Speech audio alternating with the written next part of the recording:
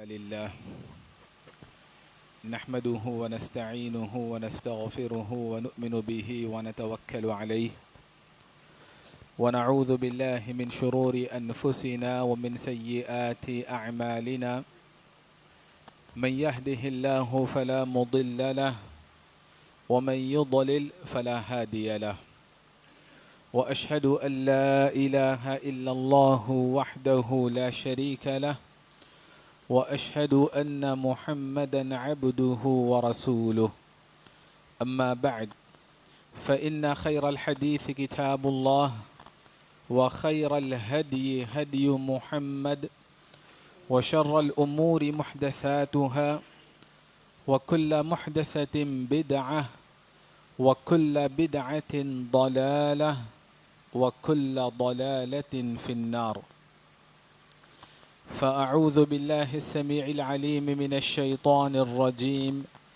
بسم الله الرحمن الرحيم قاف والقرآن المجيد بل عجبوا أن جاءهم منذر منهم فقال الكافرون هذا شيء عجيب أإذا متنا وكنا ترابا ذلك رجع بعيد قد علمنا ما تنقص الأرض منهم وعندنا كتاب حفيظ بل كذبوا بالحق لما جاءهم فهم في أمر مريج ہر قسم کی حمد و ثنا تعریف و توصیف بزرگی و کبریائی عظمت و شوکت غلبہ اور دبدبہ اللہ رب ذوالجلال کے لیے لائق و سزاوار ہے۔ درود و سلام ہو رسول اللہ صلی اللہ علیہ وسلم پر جن کی زندگی اس امت کی ہدایت کے لیے صرف ہوئی۔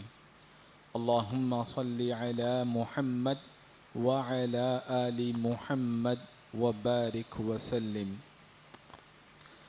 قرآن مجید کی صورتوں میں آیات کے اعتبار سے ایک چھوٹی سی صورت ہے، لیکن پیغام کے اعتبار سے، معنی کے اعتبار سے، تعلیمات اور ہدایات کے اعتبار سے قرآن مجید کی انتہائی اہم ترین صورت ہے جسے سورۃ العصر کہا جاتا ہے۔ قرآن اللہ کا کلام ہے، اس اعتبار سے اہمیت کے لیے کافی ہے، لیکن اللہ کا کلام ہونے کے باوجود قرآن مجید میں اللہ تعالیٰ نے قسم کھائی، وقت کی قسم کھائی، زمانے کی اللہ نے قسم کھائی، اور قسم بھی کلام میں، گفتگو میں جان ڈالنے کے لیے، زور پیدا کرنے کے لیے کھائی جاتی ہے، اور قسم کے بعد اللہ نے وہ الفاظ استعمال کیے جو مزید تاکید کے الفاظ ہیں، شکوک و شبہات کو دور کرنے والے الفاظ ہیں، مزید یقین اور اطمینان پیدا کرنے والے الفاظ ہیں۔ والعصر ان الانسان لفی خسر، یہ تمام تر انداز اللہ نے اختیار فرمایا، اور یہ بات بتائی کہ انسان جتنے بھی ہیں کسی کی اللہ نے تمیز نہیں کی، کسی کو اللہ نے الگ نہیں کیا۔ لفظ انسان نقصان میں ہے، یہ نقصان کیسا ہے؟ خسر الدنیا والآخرہ، دنیا اور آخرت دونوں کا نقصان ہے۔ اس نقصان سے بچنے کے لیے اللہ نے چار اہم ترین باتیں ہمیں بتائیں۔ جب ہم ان چار اہم ترین کاموں کو اپنی زندگی میں انجام دیں گے تو اللہ تبارک و تعالی دونوں جہانوں کے نقصانات سے ہم کو بچا لے گا۔ وہ چار اہم ترین کام کون سے ہیں؟ سب سے پہلا کام اللہ نے بتایا اِلَّا الَّذِينَ آمَنُوا، اس نقصان سے بچے رہنے والے محفوظ افراد کون ہیں؟ جو ایمان لائے، جو اللہ کے مومن بندے ہیں۔ اور ایمان کیسے ہونا چاہیے؟ ہمارا اور آپ کا ایمان معتبر نہیں، تحریف اور تعویل والا ایمان معتبر نہیں، وہی ایمان معتبر ہے جو ایمان صحابہ کرام کا تھا۔ اہل کتاب سے اللہ نے قرآن میں یہ بات بتائی کہ اگر تم ہدایت پر قائم رہنا چاہتے ہو تو تمہیں ویسے ہی ایمان لانا پڑے گا جیسے صحابہ کرام نے ایمان لایا۔ تو سب سے پہلا نسخہ، سب سے پہلا کام اللہ نے نقصان سے بچنے کے لیے ایمان بتایا۔ ایمانیات کا علم رہنا، عقیدے کا علم رہنا، توحید کا علم رہنا، ایمان میں مضبوط رہنا، ایمان میں پختہ رہنا، ایمان میں اضافہ کرنے کی کوشش کرنا، ایمان کی جو اچھی کیفیتیں ہیں، ایمان کی مٹھاس ہے، ایمان کا ذائقہ ہے، ایمان کی حلاوت اور ایمان کی چاشنی ہے، ان تمام کاموں کو اختیار کرنے کی کوشش کرنا۔ الا الذین آمنوا، جب ہم نے اپنا ایمان درست کیا، اپنی توحید ہم نے درست کی، تو نقصان سے بچنے کے لیے اگلا کام یہ ہے کہ ایمان جس چیز کا تقاضا کرتا ہے، عمل صالح وعملوا الصالحات، صرف عقیدہ درست ہونا نقصان سے بچنے کے لیے کافی نہیں، عمل صالح بھی ہونا ضروری ہے۔ ہمارے جو کام ہیں وہ نیک کام ہونے چاہیے، اور وہ نیک کام کب ہوں گے؟ جب اس میں دو بنیادی شرطیں پائی جائیں گی، اخلاص و للہیت، ہم جو کام کریں وہ محض اللہ کے لیے کریں، اللہ کے علاوہ غیر اللہ کے علاوہ کسی اور کے لیے وہ کام انجام نہ دیں، نہ ریاکاری اس کے اندر ہونی چاہیے، نہ کسی اور کی خوشنودی اور رضامندی اس کام سے مقصود ہونی چاہیے۔ اخلاص و للہیت عمل صالح ہونے کے لیے بنیادی شرط ہے۔ اس کے بعد دوسری اہم ترین بات یہ ہے کہ جو کام اللہ کی خاطر ہو، اخلاص و للہیت کے ساتھ جو کام ہو رہا ہے، وہ کام اتباع سنت کی روشنی میں بھی ہونا ضروری ہے۔ جب یہ دو کام ہوں گے تو ہمارا عمل نیک عمل ہوگا۔ ہم نے اپنے عقیدے کو درست کیا، ہم نے اپنے عمل کی اصلاح کی۔ نقصان سے بچنے کے لیے اتنا کافی نہیں کہ ہم اپنے طور پر شخصی طور پر نیک ہو جائیں، مومن بن جائیں، موحد بن جائیں، اچھے کام کرنے والے بن جائیں، انفرادی طور پر شخصی طور پر یہ کافی نہیں نقصان سے بچنے کے لیے۔ جس ایمان کی، جس توحید کی اللہ نے آپ کو توفیق دی، جس عمل صالح پر عمل کرنے کی اللہ نے آپ کو سعادت بخشی، ان دونوں کی طرف اوروں کو بلاتے رہنا، خاندان قبیلے کے افراد پر محنت کرنا، اڑوس پڑوس کے افراد پر محنت کرنا، جو افراد ایمان سے محروم ہیں، جو افراد دین پر عمل کرنے سے دور ہیں، دین بیزار افراد ہیں، ان پر محنت کرنا، جو حق اللہ نے آپ کو دیا اس حق کے بارے میں لوگوں کو بتاتے رہنا، وصیت کرنا، نصیحت کرنا، تاکیداً حکم دینا، یہ دونوں جہانوں کے نقصان سے بچنے کے لیے تیسرا اہم ترین کام ہے۔ اور اس کے بعد اللہ نے وَتَوَاصَوْا بِالْحَقِّ کے بعد فرمایا وَتَوَاصَوْا بِالصَّبْرِ۔ جب کبھی کوئی مومن بندہ یہ کام انجام دیتا ہے، مضبوط عقیدے اور ایمان پر آ جاتا ہے، اس کی روشنی میں اچھے کام کرتا ہے، اور پھر اپنے معاشرے میں ایک بہترین داعی مصلح بن کر ابھرتا ہے، تو آزمائشیں آتی ہیں، کبھی اپنے افراد بھی آزماتے ہیں، کبھی باہر سے بھی آزمائشیں آتی ہیں۔ اسی لیے اللہ تعالیٰ نے فرمایا وَتَوَاصَوْا بِالصَّبْرِ، یعنی یہ کام جم کر آپ کو کرنا ہے، ڈٹ کر آپ کو کرنا ہے، اپنی زندگی اس کام کے لیے وقف کر دینی ہے، صبر و استقامت آپ کو اختیار کرنا ہے، تبھی آپ دونوں جہانوں میں کامیاب ہو سکتے ہیں۔ صبر کا اور ایک مفہوم یہ ہے کہ ایمان کا معاملہ، عمل صالح کا معاملہ، حق کی دعوت دینے کا معاملہ زندگی میں ایک آدھ دفعے کرنے سے آپ کامیاب نہیں ہوں گے، بلکہ دائمی شکل میں پابندی کے ساتھ اس کام کو انجام، ان تینوں کاموں کو انجام دیتے رہنا ہے، تبھی آپ دونوں جہانوں میں کامیاب ہو سکتے ہیں۔ عقیدے کا معاملہ ایک مومن کے لیے بے انتہا ضروری ہے، توحید کا معاملہ ایک مومن کے لیے انتہائی ضروری ہے۔ جب عقیدہ درست ہوگا، جب توحید صحیح ہوگی، تو دیگر نیک کام، فرائض اور عبادات صحیح ہوں گے۔ جب عقیدہ درست نہیں ہوگا تو دونوں جہانوں کے جتنے نیک کام آپ کر لیں، اللہ کے یہاں وہ قبول ہونے والے نہیں ہیں۔ انبیاء علیہم السلام نے جتنی محنتیں کی، اللہ تبارک و تعالیٰ نے دنیا میں انہیں نبی بنا کر بھیجا تو ان کے مقاصد میں سب سے پہلا مقصد یہی تھا، انہوں نے جتنی تعلیمات دی ان میں سب سے پہلا پیغام اللہ تبارک و تعالیٰ کی توحید کے حوالے سے تھا۔ توحید کے لیے ضروری ہے کہ ہم اللہ کو اللہ کے کاموں میں ایک جانے، تنہا جانے، اللہ کے کاموں میں کسی بھی نبی کا، ولی کا، کسی بھی مخلوق کا عمل دخل نہ سمجھے۔ وہ کون سے کام ہیں اللہ تبارک و تعالیٰ کے جن کا اختیار اللہ نے اپنے پاس رکھا اور مخلوق کو اللہ نے اختیار نہیں دیا؟ اللہ تبارک و تعالیٰ اولاد دینے والا ہے، اللہ پیدا کرنے والا ہے، اللہ الذی خلقکم، انسان کو وجود بخشنے والا اللہ تبارک و تعالیٰ ہے۔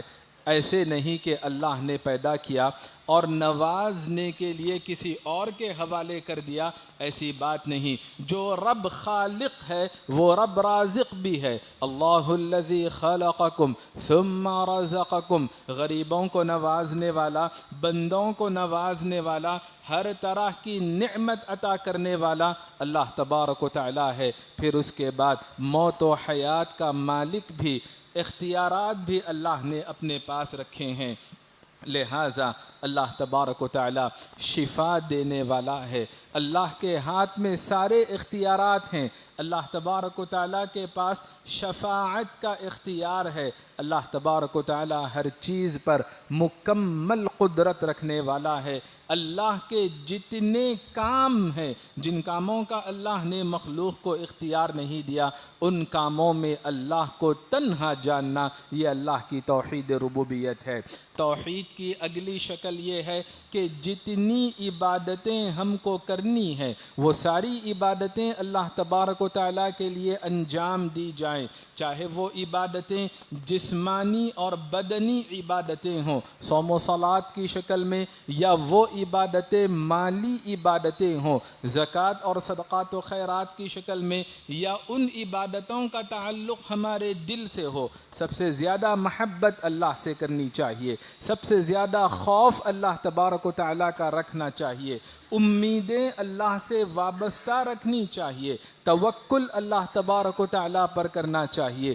جتنے قلبی کام ہیں، دل سے تعلق رکھنے والی جتنی عبادتیں ہیں، وہ تمام عبادتیں اللہ تبارک و تعالیٰ کے لیے انجام دی جائیں، دعائیں اللہ سے کی جائیں، مانگا اللہ تبارک و تعالیٰ سے جائیں، پناہ طلب کرنی ہے، حفاظت میں جانا ہے، شر والوں کے شر سے بچنے کے لیے اللہ کی حفاظت طلب کرنی چاہیے۔ مصیبت میں پھنسے ہیں، مصیبت سے نکلنے کے لیے استغاثہ اللہ تبارک و تعالیٰ سے ہونا چاہیے۔ اپنے کاموں کو بنانے کے لیے، اپنے کاموں کی تکمیل کے لیے استعانت، مدد اللہ تبارک و تعالیٰ سے طلب کرنی چاہیے۔ لہٰذا ہر طرح کی عبادت اللہ کے لیے ہو، اللہ کے علاوہ کسی اور کے لیے نہ ہو۔ توحید کی اگلی شکل یہ ہے کہ اللہ کے جتنے اسماء حسنی ہیں، اللہ کے جتنے بہترین نام ہیں، صفات علیٰ ہیں، اللہ کی جتنی بھی صفتیں ہیں،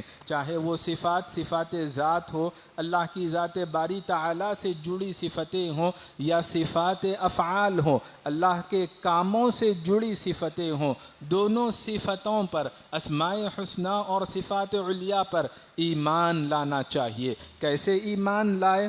جو جس طرح سے ثابت ہے اس پر ایمان لائے، اس کا معنی بتانے کی کوشش نہ کریں، اس کی کیفیت بتانے کی کوشش نہ کریں، اسے بندوں کے کاموں سے جوڑنے کی کوشش نہ کریں، اور نہ ہی ان کی حقیقت کا انکار کریں، اور نہ ہی ان میں کسی بھی طرح کی معنوی تبدیلی کرنے کی کوشش کریں۔ تحریف کی، تعویل کی کسی بھی طرح کی گنجائش نہیں۔ توحید اسماء و صفات میں تحریف سے بچنا ہے، تکییف سے بچنا ہے، تشبیہ یا تمثیل یا تعطیل سے بچنا ہے۔ ان تمام غلطیوں سے بچتے ہوئے اللہ کے اسماء حسنی اور صفات علیٰ پر ایمان لانا ہوگا۔ جب بندہ اپنے سارے کام اللہ کے لیے کرے گا۔ جب بندہ اللہ کے کاموں میں اللہ کو تنہا تصور کرے گا، جب بندہ اسماء حسنہ اور صفات علیاء پر ایمان لائے گا، اس کی توحید مکمل ہوگی، اس کا ایمان مضبوط ہوگا۔ ان تمام تفصیلات کے بغیر اس کے لیے بہت مشکل ہے اور اس کے لیے ضروری ہے کہ ایمانی علم حاصل کیا جائے، اللہ تبارک و تعالیٰ کی پہچان ہونی چاہیے، سنت و سیرت کا علم ہونا چاہیے، دین کا عمومی علم ہونا چاہیے، حرام و حلال کی تمیز ہونی چاہیے، فرض اور واجب علم حاصل کرنا چاہیے، جسے عقیدے کے علماء قواعد اربع یا اصول ثلاثہ سے تعبیر کرتے ہیں۔ معزز حاضرین، ہم تمام کے لیے انتہائی ضروری ہے کہ جہاں ہم دیگر خیر کے کام کرتے ہیں، جہاں ہم دیگر نیکیوں کو انجام دیتے ہیں، خدمت خلق کرتے ہیں، بندوں کی انسانی بنیادوں پر خدمت کرتے ہیں، تعلیم کے میدان میں کام انجام دیتے ہیں، نیکیوں کی ایک لمبی فہرست ہے، لیکن یقین جانیں ان تمام نیکیوں میں سب سے پہلی نیکی اللہ تبارک و تعالیٰ کی توحید کو اختیار کرنا ہے۔ ہم اس دنیا میں ہیں، عالم وجود اسے کہتے ہیں، اس دنیا کے بعد موت کے بعد کی جو زندگی ہوگی اسے عالم برزخ کہا جاتا ہے۔ عالم وجود سے پہلے ہم جس دنیا میں تھے اسے عالم ارواح کہا جاتا ہے، روحوں کی شکل میں عالم ارواح میں ہم تھے۔ اس وقت اللہ تعالیٰ نے ہم سے عقید توحید کا عہد و پیمان لیا۔ اس دنیا میں بھیجنے سے پہلے اللہ نے جس موضوع کو اہمیت دی وہ اللہ تبارک و تعالیٰ کی توحید ہے۔ اللہ نے جنات اور انسانوں کو صرف اپنی عبادت کے لیے پیدا فرمایا۔ اللہ کی عبادت کرنا اللہ تبارک و تعالیٰ کی توحید ہے۔ توحید کا مفہوم کیا ہے؟ کہ عبادت صرف اللہ تبارک و تعالیٰ کی ہو، اور صرف اللہ کی عبادت کرنا، اسے ہم ایک لفظ میں ادا کرنا چاہے تو وہ اللہ تبارک و تعالیٰ کی توحید ہے۔ اللہ کی بڑی بڑی مخلوق وما خلقت الجن والانس الا لیعبدون، یہ بھی اللہ کی عبادت کے لیے پیدا کی گئی، اللہ کی توحید کے لیے بنائی گئی، بلکہ کائنات کی ہر چیز کو اللہ نے اپنی توحید کے لیے بنایا۔ وَإِن مِّن شَيْءٍ إِلَّا يُسَبِّحُ بِحَمْدِهِ، ہر چیز اللہ کی حمد کے ساتھ اللہ کی تسبیح میں مشغول ہے، لیکن ہم کو اندازہ نہیں کہ یہ عمارت کیسے اللہ کی تسبیح بیان کرتی ہے، پتھر کیسے اللہ کی حمد بیان کرتا ہے، لیکن ہمارا یہ ایمان ہے کہ ہر مخلوق اور ہر شے اللہ کی حمد اور اس کی تسبیح میں مشغول ہے۔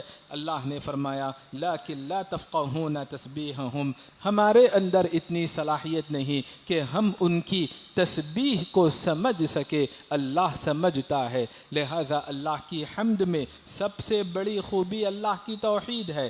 تسبیح کا مطلب یہ ہے کہ اللہ کی ذات کو بے عیب قرار دیا جائے، اور اس میں شرک سے بے عیب قرار دینا یعنی ہر مخلوق اللہ کی حمد یعنی اللہ کی توحید کو اختیار کرتی ہے، اور شرک سے تسبیح کا مطلب شرک سے کراہت اور بیزاری کا اظہار کرتی ہے۔ اللہ نے ہر مخلوق کو اس مقصد کے لیے دنیا میں بھیجا۔ انبیاء علیہم السلام اور رسولوں کا سلسلہ جاری رہا، جتنے بھی انبیاء اس دنیا میں آئے ان کی مختلف تعلیمات رہیں، ان تعلیمات میں سب سے پہلا پیغام انبیاء علیہم السلام نے جو دیا وہ اللہ کی توحید کا ہے۔ نہ حکومت قائم کرنے کے لیے تھا، نہ اقامت دین کے لیے تھا، نہ عبادت کے لیے تھا، نہ ہی کسی اور کام کے لیے تھا۔ انبیاء علیہم السلام نے اپنی تمام تعلیمات میں سب سے پہلا حکم جو دیا وہ اللہ تبارک و تعالیٰ کی توحید کی شکل میں تھا۔ آسمانی کتابیں جتنی نازل کی گئیں، قرآن مجید ہو یا قرآن سے پہلے جتنی آسمانی کتابیں ہوں، اللہ تبارک و تعالیٰ نے ان آسمانی کتابوں میں سب سے پہلا حکم جو نازل فرمایا وہ اللہ تبارک و تعالیٰ کی توحید کی شکل میں ہے۔ انبیاء علیہم السلام یا بالخصوص ہمارے نبی صلی اللہ علیہ وسلم کی سیرت کا آپ مطالعہ کریں۔ اللہ کے نبی صلی اللہ علیہ وسلم جب بیعت لیا کرتے تو بیعت میں تمام کاموں میں سب سے پہلے اللہ تبارک و تعالیٰ کی توحید کے لیے بیعت لیا کرتے۔ اسلام کے ارکان میں سب سے پہلا رکن اللہ تبارک و تعالیٰ کی توحید کا ہے۔ توحید اللہ کا یہ حکم ہے، کوئی اختیاری یا آپشنل بات نہیں ہے۔ فَاعْلَمْ أَنَّهُ لَا إِلَٰهَ إِلَّا اللَّهُ، آپ کو علم حاصل کرنا ہے، توحید کا علم حاصل کرنا، توحید پر قائم رہنا، توحید کو عام کرنے کی کوشش کرنا، یہ ہمارے فرائض میں ایک اہم ترین فریضہ ہے۔ قرآن مجید میں اللہ تعالیٰ نے کچھ آیات میں ایک ساتھ مختلف احکام بیان فرمائے، وَاعْبُدُوا اللَّهَ وَلَا تُشْرِكُوا بِهِ شَيْئًا وَبِالْوَالِدَيْنِ إِحْسَانًا، اور اسی طرح سورہ نساء کی طرح سورہ بنی اسرائیل میں بھی کئی احکام کا سلسلہ اللہ نے جاری رکھا، وَقَضَىٰ رَبُّكَ أَلَّا تَعْبُدُوا إِلَّا إِيَّاهُ وَبِالْوَالِدَيْنِ إِحْسَانًا، اور مختلف احکام اللہ نے بیان فرمائے۔ ان تمام احکام میں، ان تمام فرائض میں، ان تمام واجبات میں سب سے پہلے نمبر پر جو فریضہ بتایا گیا وہ اللہ کی توحید کا فریضہ ہے۔ لہٰذا اس میں اگر کمی ہوگی، اس میں اگر غلطی ہوگی، اس میں اگر خلل پایا جائے گا، اس میں اگر نقص پایا جائے گا تو تمام نیکیوں پر نظر ثانی کرنے کی ضرورت ہے۔ وہ نیکیاں اللہ کے پاس قبول ہوں گی یا قبول نہیں ہوں گی، ان تمام امور کا ہم کو جائزہ لینا ہوگا۔ اللہ کے نبی صلی اللہ علیہ وسلم جب صحابہ کرام کو روانہ کرتے، کسی اور ملک کو بھیجتے، داعی بنا کر بھیجتے تو کچھ باتوں کی نصیحت فرماتے۔ نماز کا حکم دینا، زکوٰۃ کا حکم دینا، ان تمام امور میں سب سے پہلے کون سا حکم دیتے؟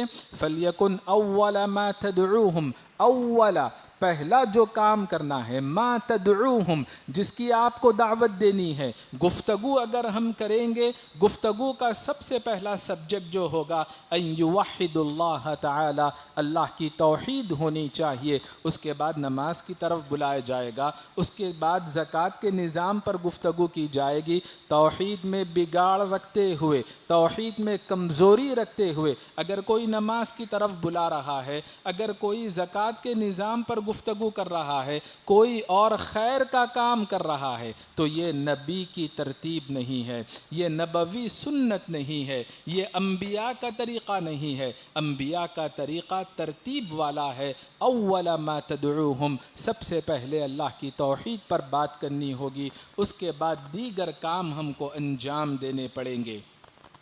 انبیاء علیہم السلام نے اور صحابہ کرام نے جو قربانیاں دی، جو تکلیفیں انہوں نے اٹھائیں، جو مشقتیں انہوں نے جھیلی، ابراہیم علیہ السلام کی سیرت کا آپ مطالعہ کریں، نبی صلی اللہ علیہ وسلم کے مکی دور کا آپ مطالعہ کریں۔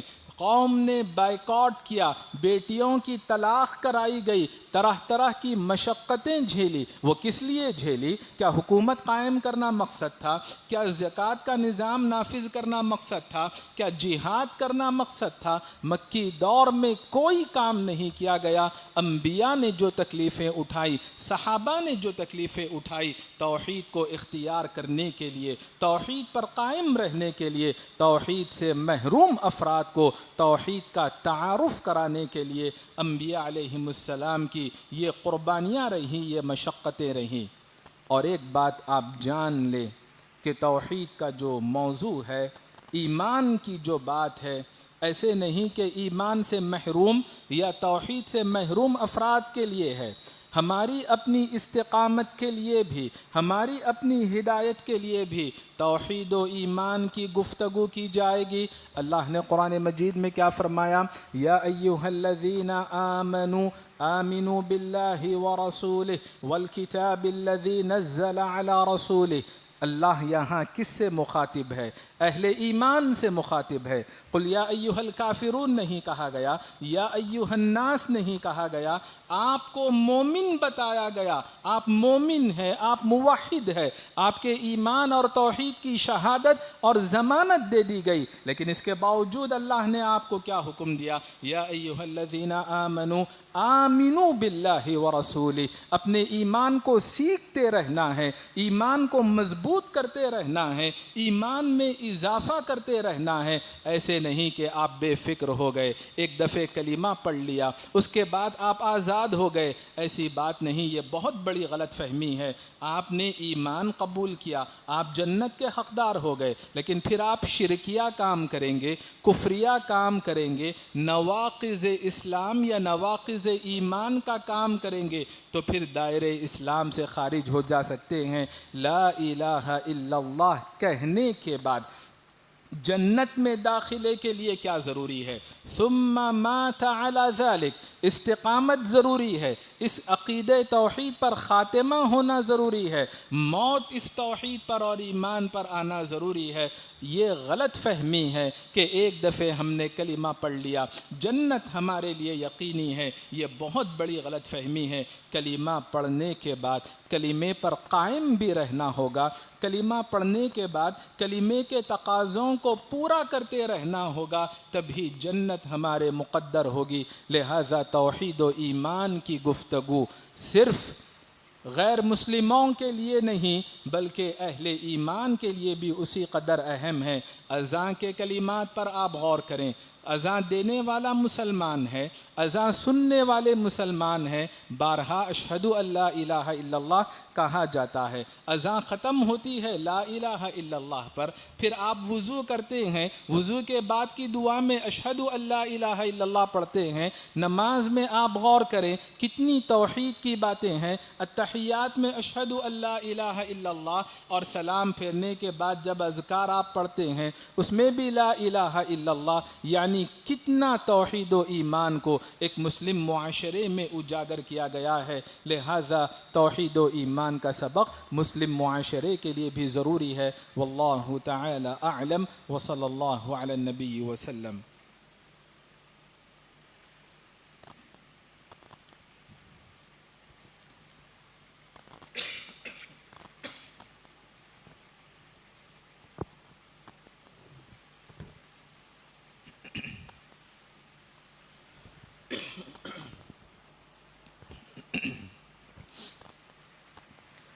الحمد للہ رب العالمین وصلی اللہ وسلم وبارک علی نبینا محمد وعلی آلہ وصحبہ اجمعین ومن تبعہم بإحسان الی یوم الدین، اما بعد۔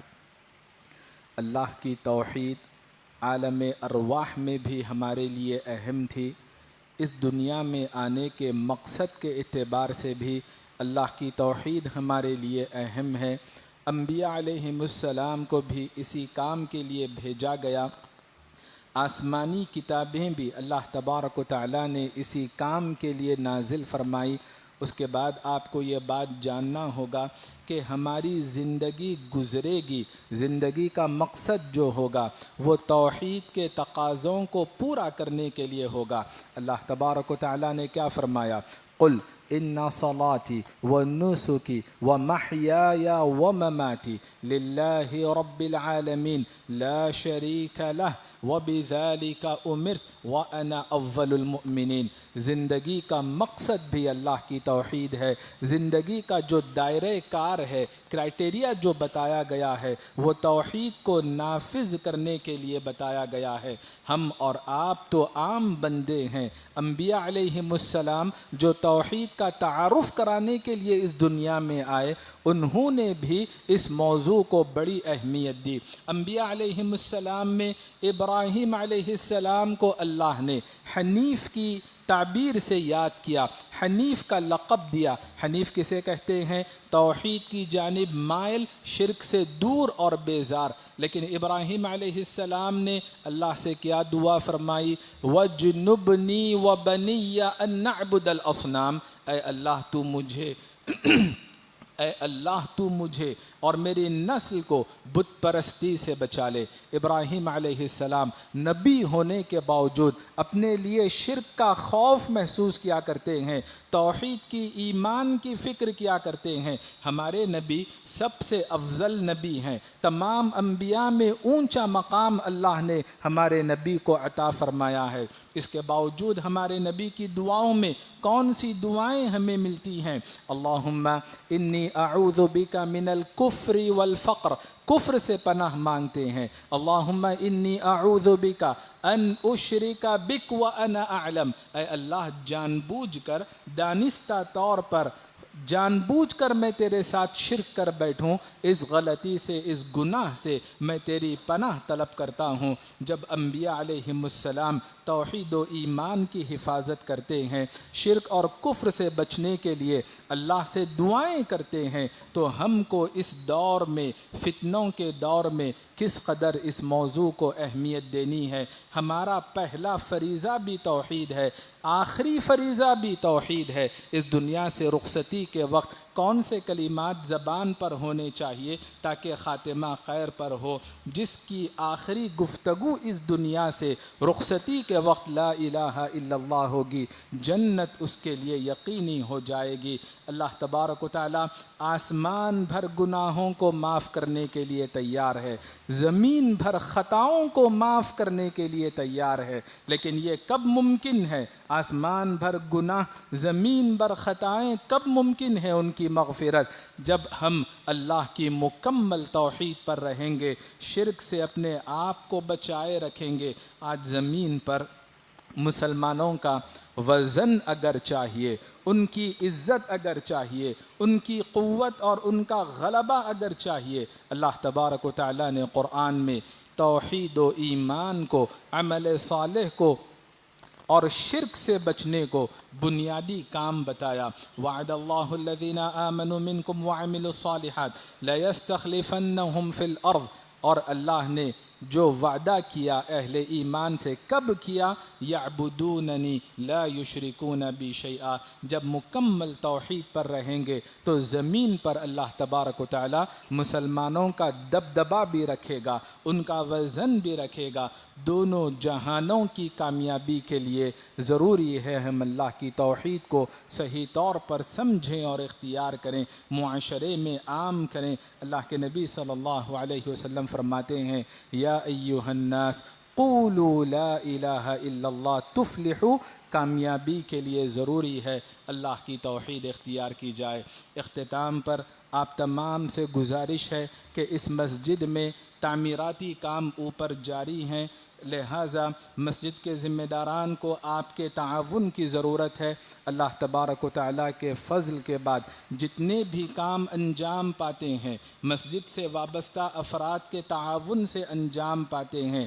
مسجدوں کی فکر کرنا قیامت کے دن عرش کے سائے کا حقدار بنا دیتا ہے، جس دن اللہ کے عرش کے سائے کے علاوہ کسی اور کا سایہ نہیں ہوگا۔ مسجدوں کو تعمیر کرنے میں حصہ لینا یہ ہمارے دین و ایمان کی علامت ہے، مومن ہونے کا ثبوت ہے۔ اپنی جنت کی حفاظت کرنے کے لیے، اپنی جنت کے حقدار بننے کے لیے، لہٰذا آپ کوشش کریں کہ اپنے دائرے میں اللہ نے آپ کو جو برکت دی اس دائرے میں بڑھ چڑھ کر حصہ لیں۔ اگر آپ کسی وجہ سے مالی تعاون نہیں کر سکتے ہیں، اللہ نے آپ کے رابطے رکھے ہیں، دوست احباب کو، رشتہ داروں کو، اوروں کو توجہ دلائیں، اس انداز سے اللہ کے گھر کی خدمت کرنے میں حصہ لیں۔